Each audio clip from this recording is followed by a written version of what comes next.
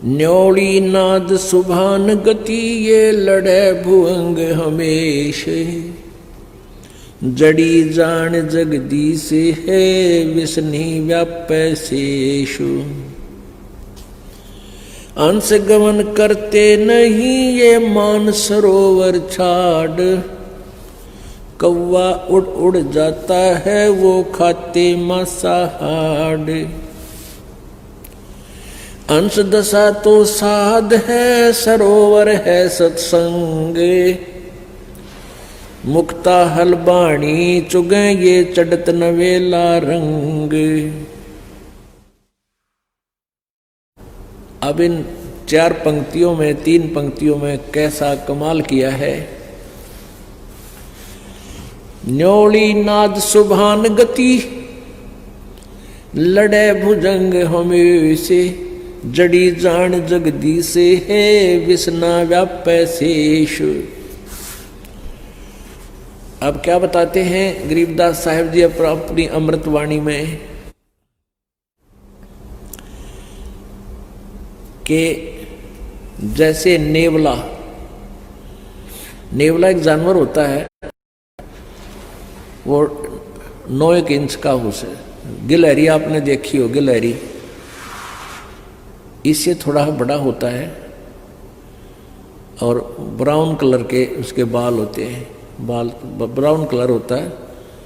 ऐसा ही मिलता जुलता इतना ही प्राणी होता है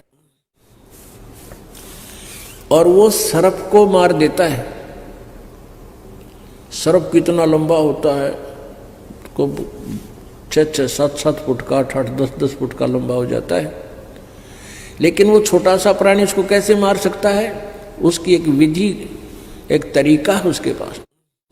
वो सर्प को उस समय छेड़ता है जब उसको आसपास ये पता होता है कि इस झाड़ी में वो जड़ी है, उस जड़ी को सूंघ लेता है, उस जड़ी की महक को अपने अंदर समा लेता है और आकर के सर्प के सामने खड़ा होकर नेवला अपने श्वास छोड़ देता है।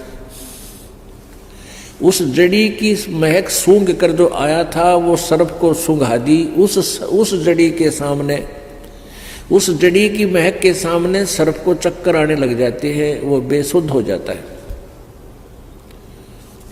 अब नेवला क्या करता है, जड़ी उस झाड़ी में जाता है, वो सूंघ कर आता है उस जड़ी को और सर्प के सामने दूर से निकट आकर के कभी दूर हो जाता है, कभी निकट आता है और ऐसे छोड़ देता है उसको, श्वासों को। अब सर्प चक्कर काट, वो डरता उस जड़ी से, तो भागने की चेष्टा करता है और कुछ उसको वो ऐसे डगमग सा हो जाता है। तो फिर भाग के वो जंप लगा के नेवला उसके पीछे सर्प के शीश पर आ बैठता है, पाछे के, और उसको पकड़ देता है और फिर मुंह के ऊपर फिर श्वास फिर छोड़ता उसके, और वो कति बेसुध हो जाता है। तो सर्प को पकड़ के मार डालता है, नोच डालता है, खत्म कर देता है मुंडी से, मुख से, फन से खत्म कर, फिर मर जाता है। तो यहां क्या बताते हैं कि ये काल तो समझ ले अजगर है और आप नेवला हो। इस काल को आपने कैसे जीतना है, उसकी विधि है। कबीर परमेश्वर पूर्ण ब्रह्म की साधना, उस जगदीश की साधना, वो जड़ी है। और उस सच्ची साधना सतनाम के आगे कहते हैं शेष नाग भी हो। यानी यहाँ के जो छोटे मोटे काल के व्यवस्थक अनुचर, ये देवता भैरव भूत आदि, इनका तो कहना है कि है अगर इस नाम के saamne वो काल भी आ जाएगा तो भी उसकी नहीं बसावेगी तुम्हारे सच्चे नाम के सामने, मर्यादा से भक्ति करने वाले की। न्योलनाद सुभान गति ये लड़े भुअंग हमेश। जड़ी जान जगदीश है विष्णा व्यापै शेष।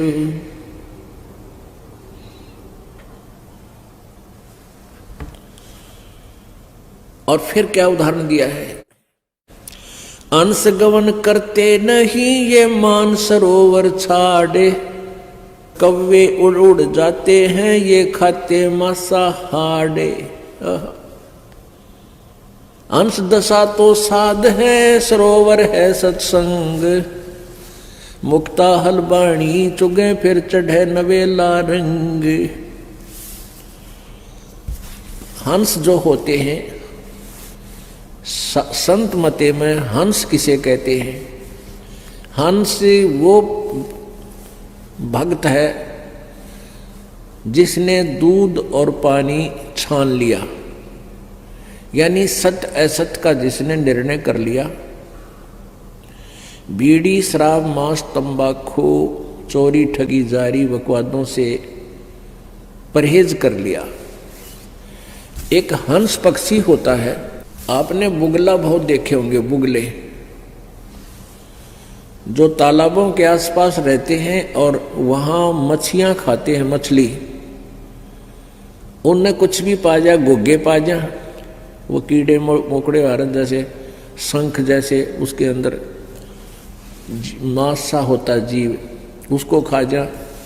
कौवे भी ऐसे खाते हैं, कौवे भी मांस खाते हैं, कोई मछली ठहगी उसने छोड़ना नहीं है, ऐसे कीड़े मकोड़े खाते हैं।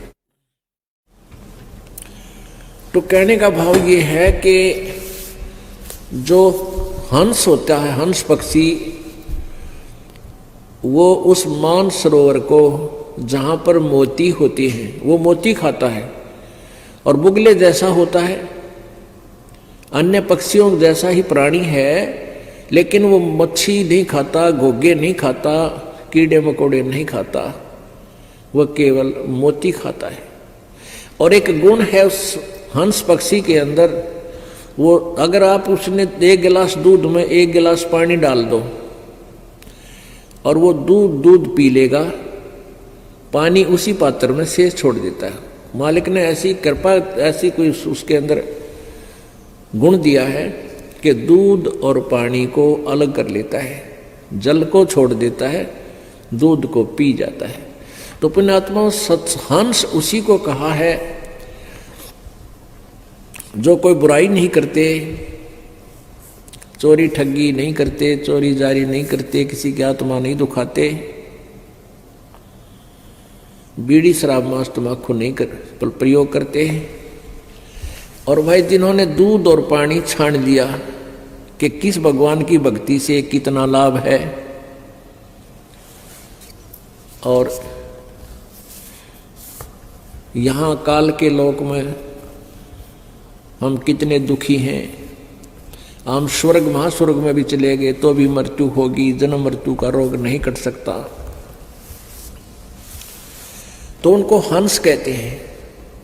कहते हंस गवन करते नहीं मान सरोवर छाड़े, और कौवे उड़ उड़ जाते हैं वो खावे मांसाहारे। हंस दशा तो साध है और सरोवर है सत्संगे, मुक्ता हलबाणी चुगे फिर चढ़े नवेला रंगे। जो हंस होते हैं, अच्छी आत्मा होती है, वो सत्संग छोड़कर नहीं जाते। ये सत्संग तो समझो एक तालाब है, सरोवर है, और आप जी हंस हैं। साध सोए जो सीधा चले, सब बुराइयों को छोड़ दे, भगवान की भक्ति करे, परमात्मा में ध्यान रखे, वो साध होता है। परमात्मा बार बार कहते हैं, कहे कबीर सुनो भाई साधो, यानी हम तो साधु समझा करते हुए डले ढोवे, कान पड़वारे, दाढ़ी बढ़वारे, जंगल में धक्के खावे, वो साध नहीं। साध तो वे जो सही भक्ति करे, सत्य भक्ति करे, बुराइयों तो बचकर है, वही मनुष्य साध है। तो क्या कहते हैं, हंस दशा तो साध है। आप जी तो हंस हैं, और सरोवर है सत्संग, और यहाँ ये परमात्मा के मोक्ष मार्ग रूपी मोती आप चुग रहे हो, ग्रहण कर रहे हो, और चढ़े नवेला रंग। जितना ज्ञान सुनोगे उतनी आस्था मालिक में और उमंग बढ़ेगी। चाहे सारा संसार एक तरफ और भक्त एक तरफ, आप फिर इस ज्ञान से दूर, इस सत्संग को छोड़कर, इस दास को छोड़कर आप कहीं नहीं जा सकते। और जो यहां से छोड़कर जाते हैं उनके बारे में कहा है वो तो कौवे उड़ उड़ जाते हैं, जो खाते मांसाहार, जिन पर बुराई नहीं छूटती, लालच लोभ नहीं छूटता, वो जाया करें। वो कौवे हैं, वो हंस नहीं बने। हंस गवन करते नहीं मान सरोवर छाड़े। हंस नहीं जाया करते मान सरोवर ने छोड़कर जहां ऐसी मोती मिलते हैं। ये कौवे उड़ उड़ जाते हैं, वो खाते मांसाहार। हंस दशा तो संत साध है, ये सरोवर है सत्संगे। मुक्ता हलवाणी चुगे फिर चढ़े नवेला रंगे। आगे क्या बताया अमृतवाणी में? दरस परस नहीं अंतरा, दरस परस नहीं अंतरा, रोमी वस्त्र बीच। पारस लोहा एक डग, ये पलटे नहीं अबीच। अपने आत्मा कितनी, देखो वेदों और गीता को समझना बहुत आसान है। ये परमेश्वर का जो सूक्ष्म वेद है, परमेश्वर कबीर जी की महिमा से की वाणी, गरीबदास साहेब जी को परमात्मा ने अपना ज्ञान दिया। कबीर जी ने, गरीबदास जी भी कहते हैं कि मेरा ज्ञान योग दिया खोल। कबीर परमेश्वर जी ने मेरा ज्ञान रूपी योग खोल दिया, अर्थात मुझे वो अपना ज्ञान मेरे में फीड कर दिया। अब उस ज्ञान के आधार से क्या बता रहे हैं गरीबदास साहिब जी ने? दरस परस नहीं अंतरा, अरुमी वस्त्र बीच, पारस लोहा एक कडेगे पलटे नहीं अभीच। अब हंस और कौवे क्यों बन गए? हंस तो ज्ञान को समझकर समर्पित हो गए, वो तो बन गए हंस। और जिन्होंने मन दिया नहीं, सत्संग में आते रहे, बड़ी अच्छे श्रद्धालु दिखते रहे, लेकिन आस्था बनी नहीं, परमात्मा से, गुरुदेव से उनका मेल नहीं बना। मेल का अर्थ ये नहीं होता कि आप आते हो, सेवा भी करते हो, साथ भी रहते हो, सत्संग भी सुनते हो, लेकिन अंदर से जगह, अंदर से कनेक्शन नहीं बना, अंदर से कसक नहीं बनी, तो कहते हैं उनमें परिवर्तन हो को ना। जैसे एक लोहा, एक पारस नाम का पत्थर होता है, पारस, एक पारस पत्थर है, पत्थर जैसा होता है सिंपल, और उसको पहचानना सबके बस की बात नहीं, जैसे लाल को पहचानना। तो उस पारस का एक टुकड़ा पत्थर हो 1 किलो का, और उसको चाहे 100 टन लोहे का घिसा दे, एक स्थान पर टच कर दे उसको अच्छी तरह, उसका कति मेल हो जा, और फिर देखे, कहते उस पूरे के पूरे उस मांस को, मंडल को, उस एक सरिये का ला दिया, सरिये को गार्डर का ला दिया, गार्डर को पूरे गार्डर के गार्डर को, थाम को सोना बना देता है। लेकिन कहते हैं परमात्मा लिखा पारस लोहा, दरस परस नहीं अंतरा, अरुमी वस्त्र बीच। अब लोहा और पारस कति साथ साथ रखे हैं, और उन दोनों के टच होने में एक बिल्कुल इतना भी स्थान रह गया ना, जैसे कहते हैं रोमी वस्त्र, जैसे बाल, ये बाल है रोमकूप का, यानी बाल जितनी भी आपस में दूरी रहेगी, या बिल्कुल पतली सी जो वायल होती हैं बहनें ओढ़ती हैं, या पतली चादर, मुलमुल का कपड़ा, कहती ये भी इतना भी बीच में कपड़ा आर पार हो जाए, इतना भी डिफरेंस आपस में रहा, मिलन नहीं हुआ, चाहे कितने दिन पास रखे रहो लोहा और पारस, उसमें परिवर्तन नहीं हो सकता। यानी जो व्यक्ति यहाँ भी रहते हैं, गुरुदेव के साथ रहते हैं, सत्संग भी सुनते हैं, और मिले नहीं मन से, वो हंस नहीं बन सकते, वो कौवे रहा करें। और ऐसे कौवे फिर छोड़कर इसको स्थान को जा सकते हैं, वो जाएंगे कि उनकी आदत सुधरी नहीं। आप प्रतिदिन पढ़ते हो नित्य नियम में, बिन गुरु मिले मोहे ना पावे। अब गुरु तो पास ही होते हैं, मिलने का अर्थ क्या है? गुरु जी से एक ही भाव हो जाना, समर्पित हो जाना, मन में दोष ना रखे, गुरु जी कहते हैं गुरु मानुष कर जानते तो ते नर कहिए अंध हुआ दुखी संसार में आ गए इनके फंद। तो यहां उस स्थिति को क्लियर किया है। दरस परस नहीं अंतरा रूमी बस्तर बीच, और पारस लोहा एक डिग वो पलटे नहीं अभीचो। चार मुक्ति बैकुंठे बटे सप्तपुरी सैलान, आगे धाम कबीर का हंस न पावे जान। अब गरीबदास साहिब जी बता रहे हैं चार मुक्ति बैकुंठ तक की दौड़ है, और सपतपुरी ऊपर अलग से एक अलग 7 ऐसे इकट्ठा ग्रुप है, 7 उनका नगरी बनी हुई है, उनका एक एक राजा बनाया जाता है जो अच्छी आत्माएं होती हैं। कहते ये चौथी मुक्ति जो तुम साधना करते हो मैक्सिमम 4 मुक्ति प्राप्त होंगी, और वहां इन 7 नगरियों के राजा भी बन सकते हो कभी कभी, कोई किसी का कोई किसी का। इनसे आगे धाम कबीर का, आगे ऊपर हंस न पावे जान, यानी अच्छी आत्मा भी है, भक्ति भी कर रहे हैं, लेकिन गुरु जी से विमुख हो गए, वो फिर आगे नहीं जा सकते। कहते इन बातें क्या पाई ये कर सतगुरु नजर निहाल, यानी गुरु जी की आवश्यकता, गुरु जी का सहयोग, गुरु जी को के चरण शरण में आस्था, इनका जो है ना आखिरी श्वास तक तुम्हें सहयोग की आवश्यकता पड़ेगी। यदि आप जी इस दास के प्रति किसी कारण से भी कोई मन में दोष रखकर और दूर हो जाते हो, भक्ति भी कर रहे हो, फिर आगे नहीं जा सकते, क्योंकि आप इस दास के सेवक को, अनुयायी को, इस दास से प्राप्त इस लाइसेंस को, यानी पासपोर्ट जिसने मिल गया, मंत्र मिल गया, जाप मिला, नाम मिला, उस शिष्य को त्रिकुटी पर जाकर परमात्मा इस दास के रूप में मिलेगा। और आप जी हैं जैसे आपका अंतःकरण मिला हुआ इस दास से, जब भी दास बाहर आता है तो आपकी आंखें एकटक लग जाती हैं, कहाँ है गुरु जी, कहाँ से खड़े हैं, तो वो ही दशा होगी वहां पर।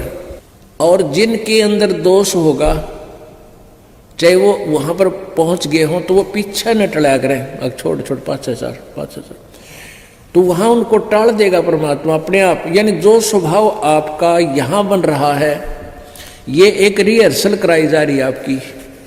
दास तो एक आप जैसा ही है, आपका ही भाई बहन बच्चा, आपका गुरु ला लो, लेकिन इस दास को आपने परमात्मा समझ के अपना भाव बनाना है उस मालिक के चरणों में पहुंचने के लिए। ये एक इक्वेशन है, ये एक फार्मूला है परमात्मा के पाने का। कहते हैं जैसे एक गणित का एक प्रश्न आता है जिसमें मूलधन ज्ञात करना होता है, वो ऋण का होता है। तो मूलधन ज्ञात करने के लिए उसमें क्या मानना पड़ता है? मान लीजिए मूलधन 100 रुपये।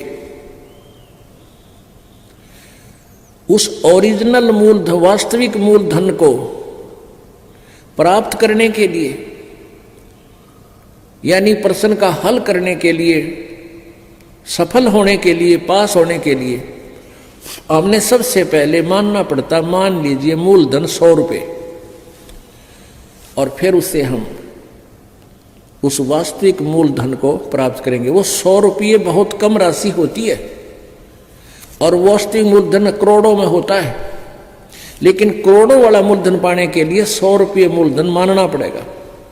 इसी प्रकार ये दास को इसी स्थिति में समझो, मान लो गुरुजी भगवान, दास भगवान नहीं, दास है, लेकिन आप जी को ये फार्मूला लाना पड़ेगा। और गुरुजी यहाँ भगवान है, और भगवान इस दास के पास सामने हो, तो आपकी कैसी बोली, कैसा रहना, कैसे विचार, जिस उस परम शक्ति को हम मिलने जा रहे हैं, जिस महबूब से हम मिलने की तैयारी कर रहे हैं, और वो सामने खड़ा होगा, तो हमारी कैसी गतिविधि हो, कैसा हृदय में जगह हो, किस प्रकार का आचरण हो, तो ये आपने इस दास के साथ रिहर्सल करके बनानी पड़ेगी। यहां कोई भी है, इस दास को आप आओगे, आते हो, मिलते हो, तो ये सोचे कि हम भगवान से मिलने चले हैं, क्योंकि वहां त्रिकुटी पर आप जाओगे, इस दास के रूप में मालिक बैठे मिलेंगे और आपके मन में, क्योंकि वहां तो किसी कहने की जरूरत को नहीं, आपके अंतःकरण की अलग से अब आपके माथे पर बोर्ड लग जाएगा कि इसमें कितना दोष है, इसमें कितना दोष है, रिजेक्ट हो जाओगे वापस। और जो पास हो गए वह पास हो गए। जिन्होंने गुरु जी को जैसा यहां आपका मेरे प्रति व्यवहार है, दास के भगवान के प्रति आपका ऐसा ही होगा। तो यहां क्या बता रहे हैं, चार मुक्ति बैकुंठ बट सप्तपुरी सैलान, आगे धाम कबीर का हंस न पावे जान। वहां नहीं जान पाओगे, वहां नहीं जा सकोगे जब तक आप गुरु जी के प्रति पूरी श्रद्धा नहीं होगी।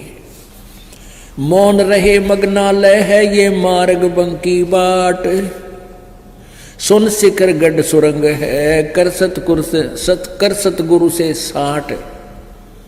साठ माने सतगुरु जी से सौदा कर ले, और सतगुरु के बिना आगे नहीं जा पाओगे। मौन रहे मग्नाल है और मार्ग बंकी बाट, और रास्ता बहुत टेढ़ा आगे का। सुन शिखर गढ़ में सुरंग है, ऊपर कहते एक ऐसी सुरंग में से निकाल के ले जाएंगे भंवर गुफा से। कैसे निकलोगे, कर सतगुरु से साठ। 9 लख नानक नादे में ये 10 लख गोरख तीर, लाख दत्त संगी सदा ये चरणों चरच कबीर। अब कबीर परमेश्वर की महिमा गरीबदास जी बताते हैं, 9 लख नानक नाद में और 10 लख गोरख तीर, लाख दत्त संगी सदा और चरणों चरच कबीर। क्या बताते हैं कि 9 लख नानक नाद में, हो नानक जैसे महापुरुष पुण्यात्मा 9 लाख नानक नाद में, यानी इसी आत्मा तो लाखों हैं परमात्मा के चरण जो पार हुई हैं। और 9 लख नानक नाद में 10 लख गोरख तीर, और गोरख जैसे सिद्ध पुरुष परमात्मा ने यानी उनके सामने आकर के उनको भी अपनी हार माननी पड़ी और सतमार्ग ग्रहण करना पड़ा। लाख दत्त संगी सदा ये चरणों चर्च कबीर, दत्तात्रेय जैसे भी, क्योंकि हम जिन महापुरुषों की गणिमा ही मान बैठे हैं उन्हीं के नाम गिनाए जाते हैं कि ऐसे ऐसे तो उस परमात्मा के चरणों में कितने आकर समर्पित हुए। 9 लख नानक नाद में ये 10 लख गोरख पास, अनंत संत पद में मिले ये करोड़ तेरे रविदास। अब कहते परमात्मा की शरण माने के बाद अनंत संत भक्त आत्मा सतलोक प्राप्त करिए, बहुत गुणे असंख्य, और करोड़ों रविदास जैसी पुण्य आत्मा भी करोड़ों पार हो। इस उस तरह यानी जिस क्रिया में, जैसे रविदास जी कबीर जी के साथ बहुत निकट रहते थे, उनको पहचान चुके थे, कहते इसे संत भगत भी बहुत कबीर जी के हुए हैं और वो इस तरह भी पार हुए हैं। गोरख जैसे आकर वाद विवाद किया उन्होंने, फिर ज्ञान ग्रहण किया, इसे भी बहुत हैं जो परमात्मा के चरणों में लगे हैं। नानक जी जैसे भी को पार किया, जैसे बेई नदी से ले गए उनके ऊपर शरीर को, आत्मा को सतलोक दिखा, सचखंड दिखा के छोड़ा, फिर भगवान को पहचाना। कहते ऐसे ऐसे इस तरीके से भी अपने बहुत से पार किए हैं। रामानंद से लक्ष गुरु ये तारे सिसके भाई, और चेलों की गिनती नहीं जो पद में रहे समाये। कहते रामानंद से लक्ष गुरु, अब रामानंद जैसी आत्मा भी कहते हैं उनका शिष्य बने भगवान, उनको इस तरीके से पार कर दिया। और चेल्या की तो गिनती नहीं जो सीधे नाम लेकर पार हो गए, जो मालिक के पद में रहे समाये, यानी सतलोक में भेज दिए। बोलो सतगुरुदेव।